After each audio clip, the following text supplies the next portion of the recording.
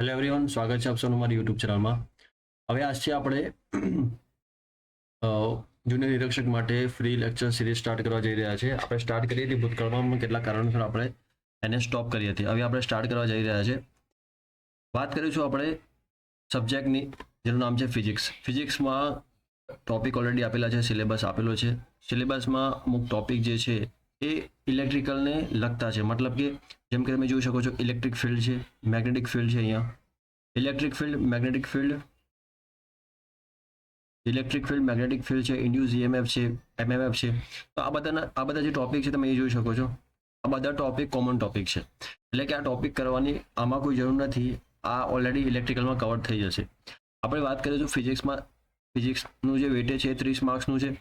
એમાં જે હુકનો નિયમ છે, બરાબર, આર્કિમિડીઝનો સિદ્ધાંત છે, એ બધા મોસ્ટ ઇમ્પોર્ટન્ટની કેટેગરીમાં આવે છે. બરાબર છે. એટલે કે આપણે જે ઇમ્પોર્ટન્ટ જે છે એની આપણે વાત કરીશું, જે ટોપિક જે ઇમ્પોર્ટન્ટ છે એક્ઝામ પોઈન્ટ ઓફ વ્યૂ. તો આજનું જે આપણું લેક્ચર છે ફર્સ્ટ, એ યુનિટ મેઝરમેન્ટનું છે. બરાબર છે. તો આપણે યુનિટ મેઝરમેન્ટની આપણે વાત કરીશું. તો ખાસ સમજવાનું છે તમારે અહીંયા, જેમ કે અહીંયા એક્ઝામમાં પૂછાય છે, કે સપાટીનું ક્ષેત્રફળ, મતલબ કે લંબાઈ ગુણ્યા લંબાઈ, એનો એકમ શું છે? તો તમને ખ્યાલ જ છે, લંબાઈ એટલે શું થાય? મીટર, અને પહોળાઈ એટલે પણ મીટર થાય. એટલે ક્ષેત્રફળનો એકમ શું થાય? મીટરનો સ્ક્વેર થાય. ક્લિયર છે? એવી રીતે અહીંયા તમે જોઈ શકો છો, લંબાઈ માટે મીટર, પહોળાઈ માટે મીટર અને ઊંચાઈ માટે મીટર. એટલે કેટલા શું થશે? મીટરનું ક્યુબ થશે અહીંયા. બરાબર. 3 જે છે, જેમ કે માસનો યુનિટ શું છે? કિલોગ્રામ. ત્યાર પછી ડિસ્ટન્સનો શું છે? મીટર. અને ટાઈમનો શું છે? ટાઈમનો સેકન્ડ છે. આ તમારે યાદ રાખવાનું છે. ઓકે.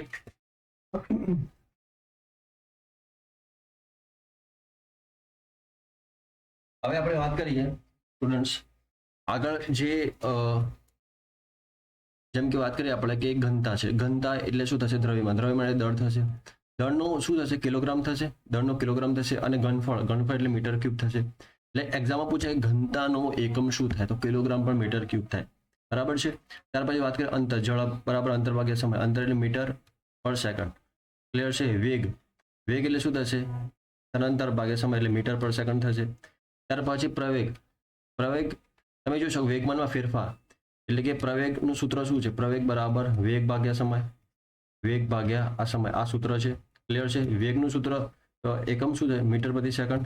અને સમયનો સેકન્ડ છે એટલે મીટર પ્રતિ સેકન્ડનો સ્ક્વેર. ક્લિયર થાય છે? ઓકે.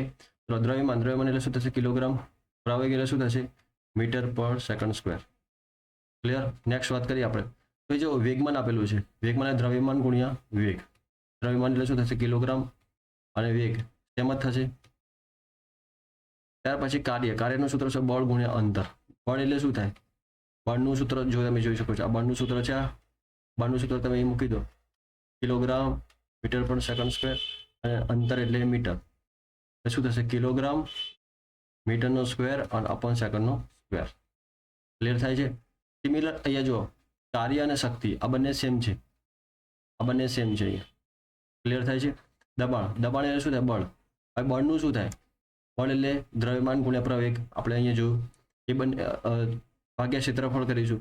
તો જો અહીંયા બળ એટલે શું થશે? કિલોગ્રામ ઇન્ટુ મીટર પ્રતિ સેકન્ડ સ્ક્વેર ભાગ્યા ક્ષેત્રફળ એટલે શું થશે? Metre square. ક્લિયર થાય છે? એટલે કિલોગ્રામ, મીટર, નીચે સેકન્ડ સ્ક્વેર અને મીટર સ્ક્વેર. 1 metre cancel. એટલે શું થશે? Kilogram upon second square into metre. આ રીતે તમારે યાદ રાખવાનું છે. એ રીતે કાર્ય ભાગ્યા સમય તમે કરશો આ રીતે, તો તમને મળી જશે. બળનો આઘાત એટલે બળ ગુણ્યા સમય. આ બળ ગુણ્યા સમય, આ બંનેનો ગુણાકાર એટલે બળનો આઘાત થશે. આવૃત્તિ આ તો બહુ ફેમસ છે. આનું શું થશે? હર્ટ્ઝ થશે. ક્લિયર? પૃષ્ઠતાણ એટલે બળ ભાગ્યા લંબાઈ તમે કરશો તો તમને શું મળી જશે? પૃષ્ઠતાણ મળી જશે. રેડિયનની વાત કરીએ, રેડિયન એટલે શું થાય? ચાપનું માપ ભાગ્યા ચાપની ત્રિજ્યા. બરાબર છે. આ બંનેનો ગુણોત્તર લેશો એટલે તમને રેડિયન મળશે, થીટા મળશે. ત્યાર પછી તમે જો વર્નિયર કેલિપર છે, લઘુત્તમ માપ. વર્નિયર કેલિપર જે હોય છે એનું લઘુત્તમ માપ શોધવું હોય તો એના માટેનું સૂત્ર M - V. M એટલે શું થાય? મુખ્ય સ્કેલ પરના પ્રત્યેક વિભાગનું મૂલ્ય અને વર્નિયર સ્કેલ પરના પ્રત્યેક વિભાગનું મૂલ્ય. આ બંનેની બાદબાકી એટલે તમને શું મળી જશે? વર્નિયર કેલિપર્સનું લઘુત્તમ માપ. આગળ વાત કરીએ વર્નિયર કેલિપર્સથી લઘુત્તમ માપની વાત કરીએ. તો લઘુત્તમ માપની વાત કરીએ તો જુઓ શું થશે? M/N કરીશું. એમ એ સ્કેલ પરના પ્રતિ વિભાગનું મૂલ્ય છે અને વર્નિયર સ્કેલના કુલ કાપા વિભાગની સંખ્યા છે.